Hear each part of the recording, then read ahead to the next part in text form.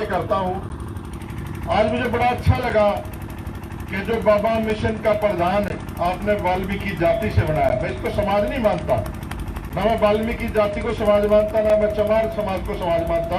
ये बहुजन समाज की जातियां हैं जो हमें तोड़ा गया है और हमें ऐसे ही एक दूसरे को प्यार से मोहब्बत से इकट्ठा हो करके ये चीजें खत्म करनी पड़ेंगी। आज का जो दिन है वो मार्मिक मैं नहीं समझता कि बाबा साहब आज के दिन गए थे।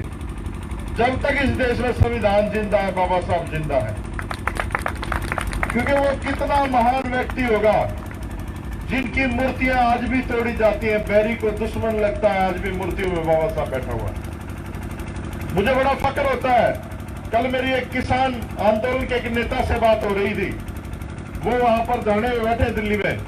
मगर मलिक साहब आप लोग कब समझोगे, जब आप किसान थे तो इस देश के प्रधानमंत्री थे और जिस दिन आपने धर्म के आधार पर सरकार बनानी शुरू कर दी, आज आप लोग जो है ना सड़क पे आ गए। ये बढ़िया व्यवस्था दोबारा स्थापित करना चाहते हैं ये लोग गलत नहीं, आरएसएस और भाजपा के लोग, ये तो मनुस्मृति के हिसाब से काम कर रहे हैं।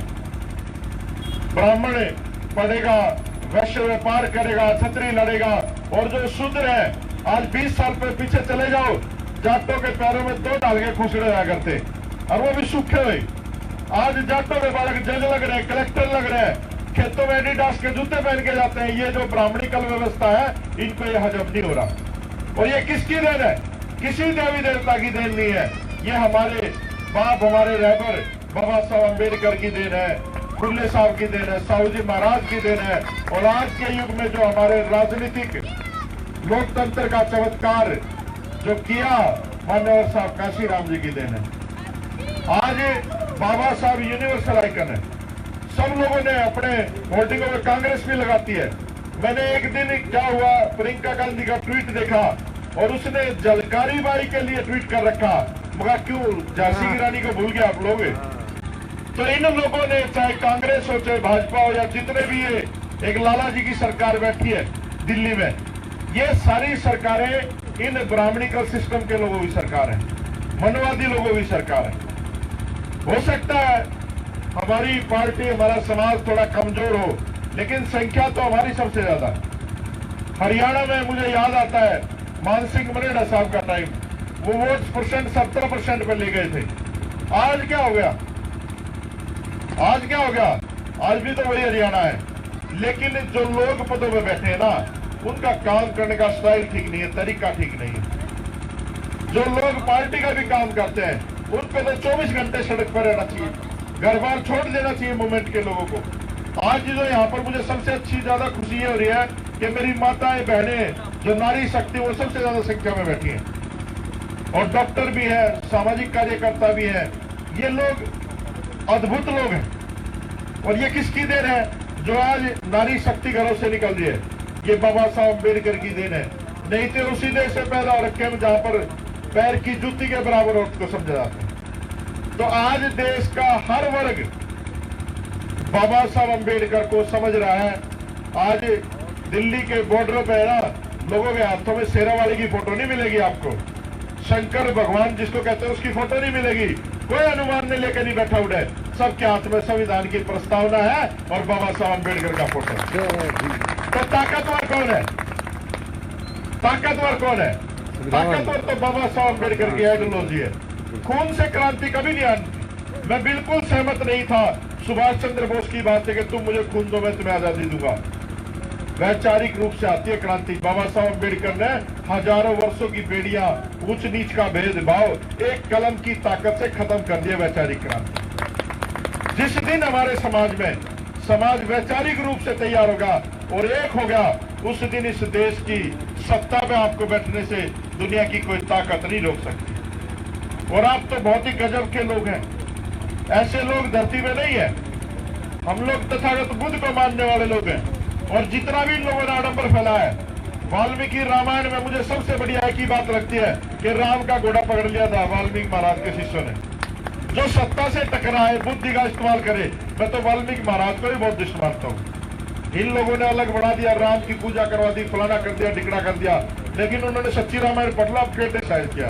दूसरी तरफ गुरु रविदास महाराज, वो कहते थे सच्चा हूँ राज में, जहां मिले सबन कौन, छोटे बड़ा सब सब बसे रदास रहे परसत। ये सारे क्रांतिकारी संत थे, लेकिन कुछ चमारों में भी दलाल पैदा हो रखे। आपको बुरी लगेगी मेरी बात। कोई रविदासिया धर्म बनाने में लग रहा है, कोई कुछ धर्म में बनाने में लग रहा है। हमारा धर्म अगर कोई है सबसे बड़ा, तो संविधान हमारा धर्म है, और संविधान हमारा सबसे बड़ा ग्रंथ है।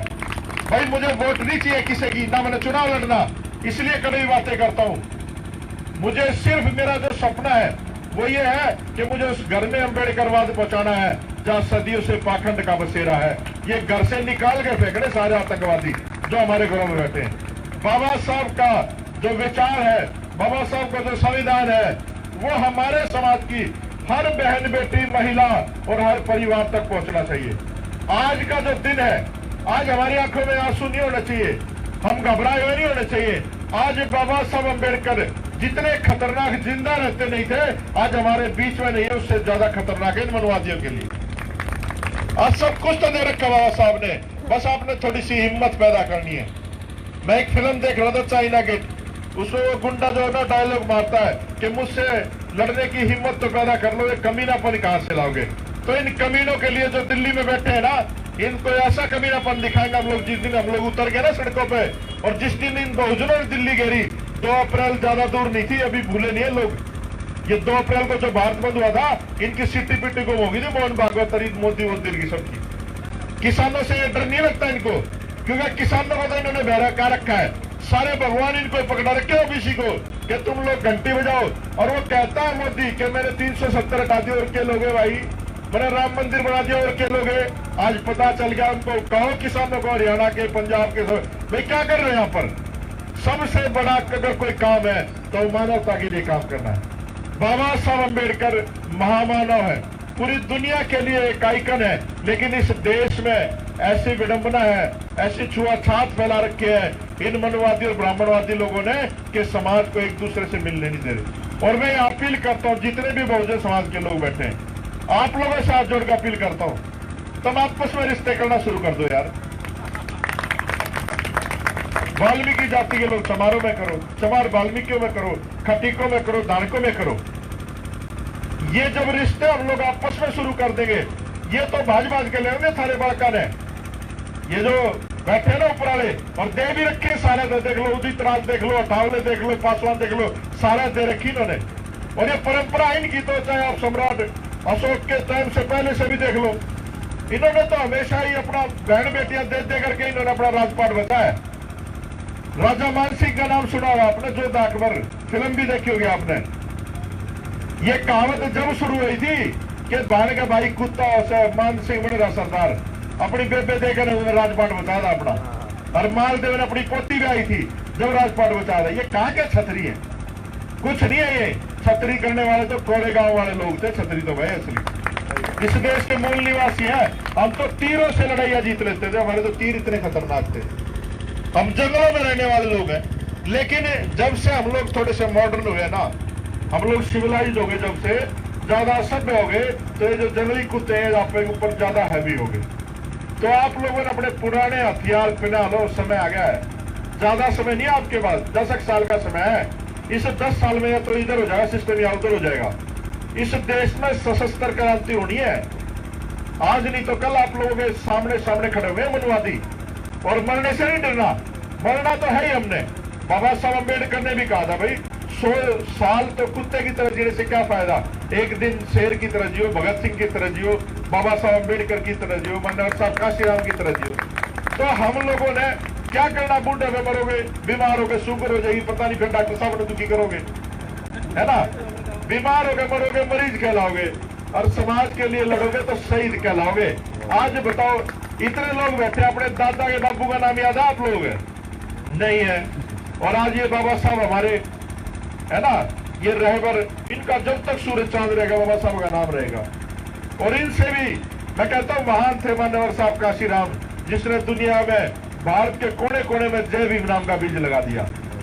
साहब काशीराम जैसा आदमी मुझे नहीं लगता इस धरती पे कोई पैदा होगा।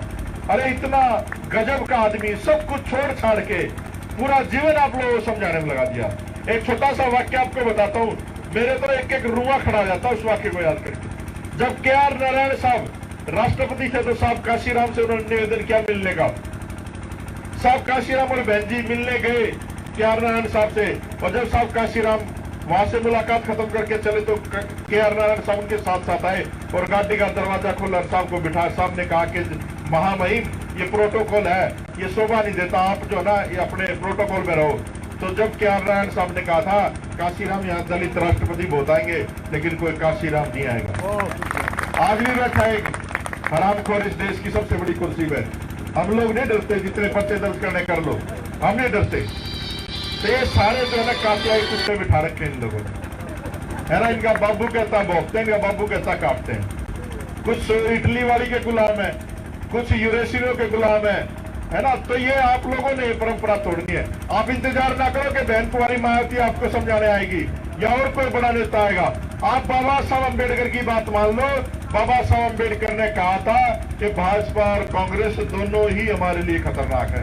साहब काशीराम भी आपको समझा गए थे, लेकिन समस्या ये है जब चुनाव आएगा ना, किसी के हाथ में आप में से कांग्रेस का झंडा होगा, किसी के हाथ में बादल का झंडा होगा, किसी के हाथ में बीजेपी का झंडा होगा, फिर आप लोग भूल जाते हो बाबा साहब अम्बेडकर और फिर 5 साल फिर गाली देते हो इनको कि हमारा ये नहीं होता, हमारे वो नहीं सुनता, फलाना नहीं सुनता, टिकड़ा नहीं सुनता।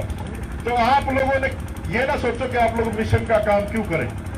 अगर आप लोगों ने मिशन का काम किया तो आपकी आने वाली जनरेशन वो सर उठा के जी पाएगी, नहीं तो इनको दोबारा हमें उसी व्यवस्था में ले जाने में टाइम नहीं लगेगा। आज जो मैं आपके बीच में हूं इसका कारण है, जब दिल्ली में गुरु रविदास मंदिर तोड़ा गया और मैंने दिल्ली सल्तनत में बैठे लाला जी से कहा कि जी हमारे समाज की लड़ाई, आप हमारे साथ आओ, तो उसने मना कर दिया, मैं पकड़ अपनी ये कुर्सी ताली चाबा और हम चले अपने समाज में। मैं एमएलए के पद से भी इस्तीफा देगा गया, लोग चपड़ासी की नौकरी नहीं छोड़ते, लेकिन मैंने कोई एहसान नहीं किया, मैंने किसी में कोई एहसान नहीं किया। मेरे पिताजी मान्यवर साहब काशीराम के साथ रहे हैं, 80 साल की उम्र आज मेरे फादर साहब की, गांव में रहते हैं, पहले आर्मी में नौकरी करी। जब मैं मंत्री बना उन्होंने इतनी बड़ी बात कही थी, वो बड़े उदास बैठे थे। मैंने कहा बाबू जी आपको खुश होना चाहिए, आपका बेटा मंत्री बन गया, दिल्ली में आकर विधायक बन गया, लोग नौकरी ढूंढने आते हैं। मेरे बाप ने कहा तुझे गलतफहमी है, समाज का दलाल नियुक्त किया गया, आपको समाज का दलाल नियुक्त किया गया। जितने भी राजनीतिक दलों में लोग बैठे हैं वो एजेंट है उन पार्टियों में, वो जात के तो हो सकते हैं, आपकी जमात के नहीं, वो काजोल कर है, वो समय समय पैदा होते रहे। तो इन लोगों से सावधान रहना आप लोगों को। आगे तो भाई मैं तो कोई आप लोगों से, बहुत सारे लोगों से छोटा ही हूं, मैं तो सीख ही रहा हूं। आप लोगों को सारी बातें पता करना क्या है, लेकिन जब मौका आता है आप लोग भूल जाते हो। सबसे जो बाबा साहब का चाहे जन्मदिन सेलिब्रेट करना, आपको चाहे परिनिर्वाण सेलिब्रेट करना, चाहे मान्य जितने भी महापुरुष हैं, अगर असली उनको श्रद्धांजलि या उनको श्रद्धा सुमन अर्पित करने ना, चुनाव वाले दिन करा करो। जब बटन दबाते हो, जब बटन दबाते हो ना मशीन का निशान क्या उस दिन याद करा करो। अगर आप लोग तो बहुजन समाज पार्टी एक ही पार्टी है दलितों के पूरे देश में, इससे बड़ी पार्टी कोई है नहीं, और ये हमारी मां पार्टी है। हो सकता है कुछ लोगों को बुरा लगे, कांग्रेस बीजेपी का सपोर्टर बैठे हो, मैं बीएसपी में नहीं हूं, लेकिन आजीवन बीएसपी का सपोर्टर हूं और रहूंगा, क्योंकि वो पार्टी हमारे बाप काशीराम की बनाई पार्टी है, किसी के बाप की पार्टी नहीं है। आपने वो पार्टी बचानी, उस पार्टी का अस्तित्व आज खतरे में है। आप लोगों को वोट डालने से कोई नहीं रोक सकता, आप लोगों को काम करने से कोई नहीं रोक सकता। हो सकता है अध्यक्ष आपको पार्टी से निकाल दे, हो सकता है आपको लोग कहें तो यार गलत आदमी है, लेकिन जब वोट डालने जाओ तो अपनी पार्टी को डालो। जब वोट आएगी तो अपने आप राज आ जाएगा, और जब राज आएगा तो इनका कॉलर पकड़ सकते हैं हम जाकर के अपने लोगों का। आज जो है ना बॉर्डर पे वो पानी की वाटर कैनन तारी जा रही है किसानों के ऊपर, आंसू गैस के कोड़े छोड़े जा रहे हैं, और सरकार किसने चुनी? सरकार उन्होंने चुनी, जिनको पीटा जा रहा है।